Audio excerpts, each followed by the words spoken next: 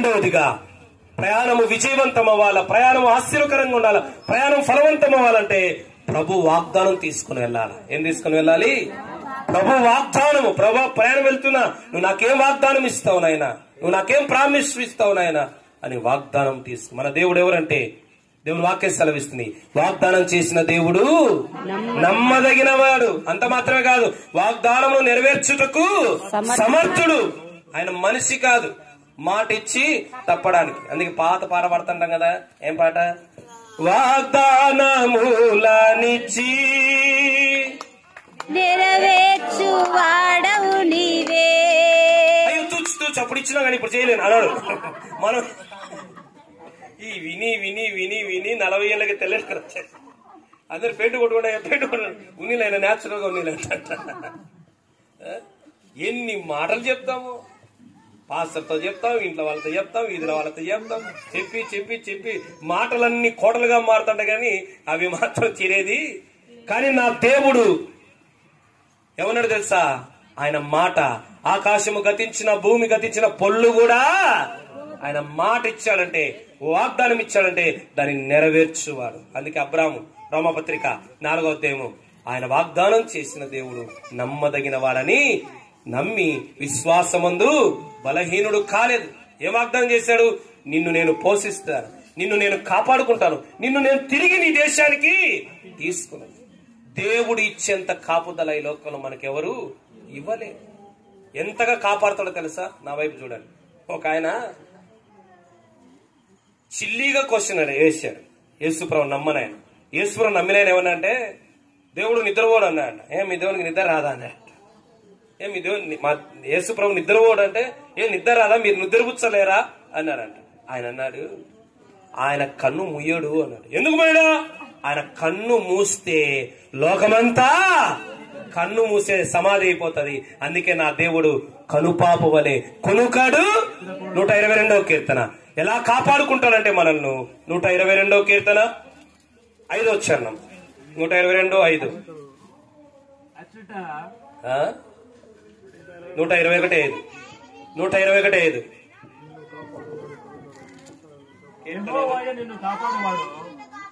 యెహోవాయే నిన్ను కాపాడువాడు, నీ కుడి పక్కన ఎవ్వరు లేకపోయినా ప్రయాణంలో నీ కుడి పక్కన నీకు నీడగా ఉండును. పగలు ఎండ దెబ్బైనను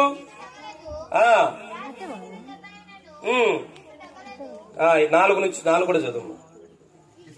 ఇశ్రాయేలు కాపాడువాడు కునుకడు నిద్రపోడు, యెహోవాయే నిన్ను కాపాడును. ఎట్లా?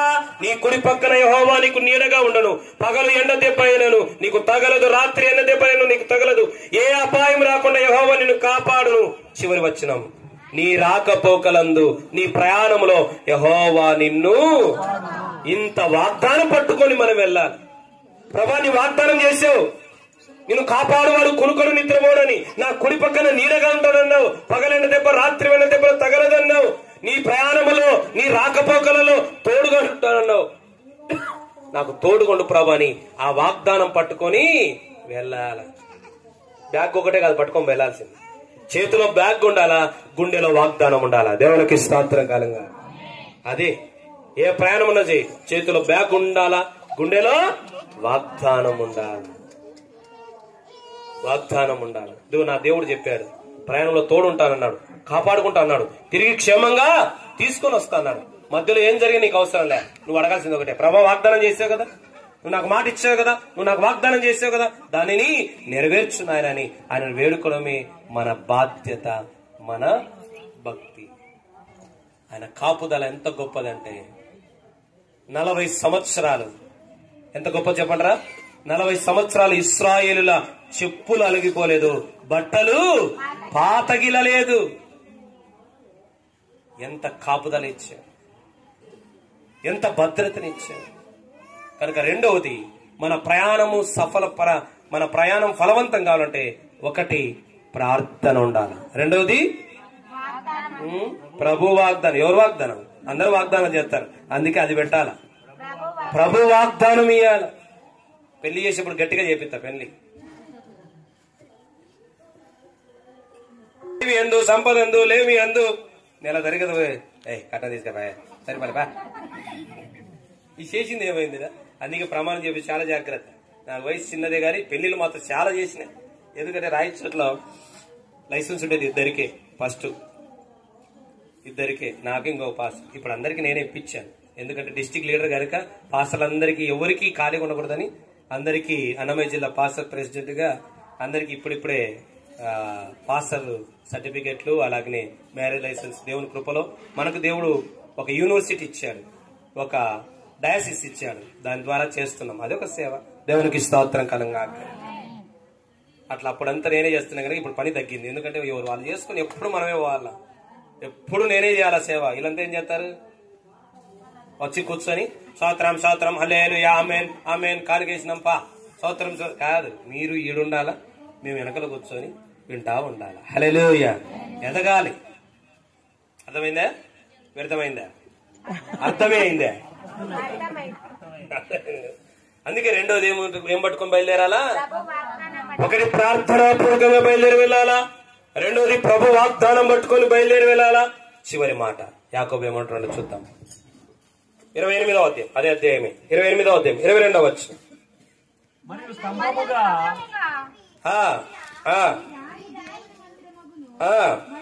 మరియు నీవు నాకిచ్చిన యావత్తులో 10వ వంతు నిశ్చయముగా. ఇది మాత్రం కోవిడ్ పోయిన వాళ్ళు ఒక్కరు కూడా చేయరు. ఇదే కోవిడ్ పోయిన వాళ్ళు అందరూ ఫెయిల్ అయ్యేది ఇదే. ప్రార్థన ఓకే, రెండోది ప్రభు వాగ్దానం ఓకే, మూడోది ఏంటంటే ప్రమాణం. మూడోది ఏంటి? ఇదో యాకోబు ప్రమాణం చేస్తున్నాడు. ఏమని ప్రమాణం చేస్తున్నాం? ఇదిగో దేవా, నేను నా దేశం విడిచిపెట్టి, నా ఇల్లు విడిచిపెట్టి, బ్రతుకు తెరువు కొరకు, కుటుంబం కొరకు, కుటుంబ అవసరం కొరకు, నా అవసరాలు తీర్చుకోవడానికి ఇదిగో విదేశానికి వెళ్తున్నాను. అక్కడికి వెళ్ళిన తర్వాత నీ మందిరం నిమిత్తమై, నీ సేవ నిమిత్తం నీవు నాకిచ్చే యావత్తంతటిలో 10వ వంతు 90% నేను తీసుకుంటా, 10% నీకు ఇస్తాని ఒక ప్రమాణం చేసుకుని బయలుదేరి వెళ్ళాడు. దేవునికి స్తోత్రం కలగాక. అందుకే చాలా మంది నిండుగా పోతారు ఇటు నుంచి, ఆడిపోయి ఖాళీ చేతులతో వస్తారు. కానీ యాకోబు ఒట్టి చేతులతో, ఒట్టి కర్రతో పోయాడు. వచ్చేప్పుడు ఎట్లా వచ్చినాడు? 2 గుంపులుగా వచ్చాడు. కర్రతో పోయినాడు. వచ్చేప్పుడు ఎట్లా వచ్చినాడు? 2 గుంపులుగా. కారణం ఏంటో తెలుసా? ఒక ప్రమాణం చేసుకున్నాడు. ఏమని? ప్రభువా, నువ్వు నాకిచ్చేది ఏదైనా 90% నాకు, నా పిల్లలకు, నా ఇంటికి, 10% మాత్రము నీకు ప్రభు. ఇప్పుడు రాయచ్చు మన చర్చిలలో ఎంతమంది కోవిడ్ పోయినారో. ఈ రోజు మన పరిచర్యకు సపోర్ట్ గా కోవిడ్ పోయిన వాళ్ళు నిలిచిన ఎవరో తెలుసా? బిర్జీ షారా. ఫస్ట్ మాసాపేట మొదలుకొని వచ్చేంత వరకు సపోర్ట్ గా నిలిచింది బిర్జీ షారా ఫస్ట్. రెండవది విజయ్ గీతం చిట్లూరు, ఆ చిట్లూరు పైన చిట్లూరు, ఏదో పాత పేరు ఉంది, వెంకటలక్ష్మి ఏదో చర్చి కట్టించింది కుర్నూతలో. మనకే చర్చి ఇచ్చి నడిపిస్తున్నారు. మూడో వ్యక్తి భారతి. 4వ వ్యక్తి ఉన్నారు. ఈయన కూడా చాలా ప్రాముఖ్యం. మన ఈ ఊరి మీ రోడ్డు దారితేనే చిట్లూరు చిన్నక్క ఉంది కదా, చిన్నక్క కొడుకు జాస్వా. ఈ 4 చాలా మంది పోయినారు. కానీ ఈ 7 సంఘాలకు బాగా నమ్మకంగా సపోర్ట్ గా నిలబడింది ఈ 4. దేవునికి స్తోత్రం కలంగా. 5వ వ్యక్తిగా ఈమె కూడా నిలబడాలి. దేవునికి స్తోత్రం కలంగా. ఎప్పుడైనా ప్రభు దగ్గర ఒక ప్రమాణం ఉండాలా, ఒక కమిట్మెంట్ ఉండాలా, ఒక ప్రామిస్ ఉండాలా. ప్రభా, నేను వెళ్తున్నాను, నా పని విజయవంతం అవ్వాలా, నాకు నువ్విచ్చిన దేనిలోనైనా 90% ఎక్కువ, 10% ఎక్కువ చెప్పాలా? 10 అంటే గోటికి కూడా ఎంత దొంగలం అంటే 90 కూడా సరిపోక 10 కూడా. అందుకే ఏమన్నాడు మలాకి 3వ అధ్యాయంలో? మీరు దొంగరు, మీరు నా దగ్గర యాడ దోచుకుందంట, బ్యాంకులు కాదంట, నా మందిరాన్ని దోచుకున్నాడు. జీవితం వస్తానే క్రైస్తవులు గుర్తు పెట్టుకోండి. మీరు ఏ సంఘం పోతే ఆ సంఘం గురించి చెప్తున్నా, నా సంఘం గురించి కాదు. జీవితం వస్తానే ఒక క్రైస్తవుడుగా నువ్వు తెలుసుకోవాల్సింది 90% పక్కన పెట్టుకో, 10% నీ సంఘానికి, నీ సేవకు, నీ సువార్తకు అది కేటాయించి తర్వాత వాడుకోవాలి. దేవునికి స్తోత్రం కల. అది క్రైస్తవ నియమము, అది వాక్య చట్టం. చట్టం మన చుట్టము కాదు. చాలా మందికి ఏదో పాస్టర్లకు ఇస్తామని ఫీల్ అయిపోతుంటారు. ఎవరికావు జీవితాలు ఉద్యోగాలు అన్ని వదిలే ప్రభు సేవకు వచ్చి దానికోసం రాలే. అది సేవ నిమిత్తం. దేవునికి స్తోత్రం కలంగా. మీరందరూ చేయబట్టే 60 లక్షల మందిరం ఏ నాయకుని దగ్గరికి పోకుండా ఏ సంఘస్థ దగ్గర పోకుండా, ఏ పాస్టర్ అనుకున్నా మన సొంత కష్టంతో కట్టామంటే అది మీ అందరి సపోర్ట్. దేవునికి స్తోత్రం కాలంగా అది సంఘం అంటే. అలా ఉండాలి ప్రతి విశ్వాసం. అందుకే యాకోబు అన్నాడు, ఇదిగో 10వ వంతు నీకు చెల్లిస్తాను. క్రైస్తవులు దొంగలుగా ఉండాలి. ఎట్లా ఉండాలా? దొరలుగా ఉండాలి. దొరలుగా ఉండాలి. చూడండి, మీ ఇంటికి వచ్చి మీ వస్తువుని ఏం తీసుకుంటే ఏమంటారు? మరి దేవుని తీసుకుంటే మిమ్మల్ని ఏమంటారు? నీది నీకు ఇచ్చినప్పుడు తృప్తి పొందాలా? చాలా మంది దశంభాగం అంటే డబ్బే అనుకుంటారు. డబ్బే కాదు, టైం కూడా దేవునికి దశంభాగం ఇవ్వాలి. ఏమి ఇవ్వాలా? 24 గంటల దశంభాగం ఎంత? 2 గంటన్నర ప్రార్థన చేసేవాళ్ళు చేస్తాన్ని.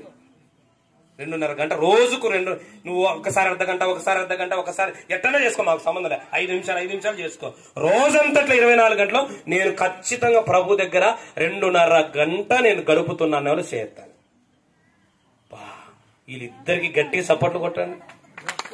వీళ్ళు నిజంగా దొరలు, మనం దొంగలమే. అవును, దేవుంది కైసరివి దేవునివి. భార్యది భార్యకి ఇచ్చేయాలా, బిడ్డలకి ఇచ్చేయాలా, కుటుంబానికి ఇచ్చుకోవాలా, నీది నీకు ఇచ్చుకోవాలా, దేవుంది. అందుకే యేసుప్రభు చెప్పారు తెలుసా, జీతం నీదే కానీ 10 ఎవరిది తెలుసా? చదువు. లేవికాండం బాగా రెడ్డు టిక్కు పెట్టుకోండి దొంగలు. నెల దేవునికి ఇవ్వని దొంగలందరూ రెడ్డు టిక్కు పెట్టుకోండి. లేవికాండము 27:30. లేవికాండం 27:30 ముగించుకుందాం. చివరి మాట. భూధాన్యములలోనేమి వృక్ష ఫలములలోనేమి అన్నిటిలో 10వ భాగం 10వ వంతు ఎవరిది? యెహోవా సొమ్ము. ఎవరి సొమ్ము? మీ నాయన మా నాయన సొమ్ము కాదు. అది 90% నీ సొమ్ము, 10% ఎవరి సొమ్ము? దేవుని సొమ్ము. సేవకుంది కూడా కాదు, సేవకురాలది కూడా కాదు. ఎవరి సొమ్ము అది? యెహోవా సొమ్ము. అది సువార్తకే వాడాలి, సంఘాలు కట్టడానికే వాడాలి, మందిర నిర్మాణాలకు వాడాలి, పరిచర్యకు వాడాలి. అందుకే ఇది యెహోవా సొమ్ము. ఎవరు తీసుకుంటారు? నువ్వు కాదు, మీరు కాదు, మనం కాదు. మరి మనల్ని ఏమనాలా? ఆయన మంది ఎవరన్నా తీసుకుంటే దొంగ అంటాం, ఆయన తీసుకుంటే మనల్ని ఏమనాలి? ఆయన అన్నాడు. ఆయన మలాకి కింద 3వ అధ్యాయం చదవద్దు. కనుక ఈ 3తో పట్టుకొని యాకోబు వెళ్ళాడు. అందుకే ఇప్పుడు ఎలా వస్తున్నాడు? ఇదిగో ఈ యోగ్దాను ఒట్టి కర్రతో నేను దాటాను, ఇప్పుడు 2 జనాంగయ్యానే. దేవునికి స్తోత్రం కలగాక. దేవుడు 2025 సంవత్సరం మన జీవితాలను, మన కుటుంబాలను, మన పనులను, మన చదువులను, మన పదవులను నూరంతలుగా దీవించాలంటే ప్రార్థనతో మొదలుపెట్టు, ప్రభు వాగ్దానంతో మొదలుపెట్టు, ప్రమాణంతో మొదలుపెట్టు. దేవుడు కార్యం చేస్తాడు. అలాంటి కృప దేవుడు మనందరికి ఇచ్చును గాక.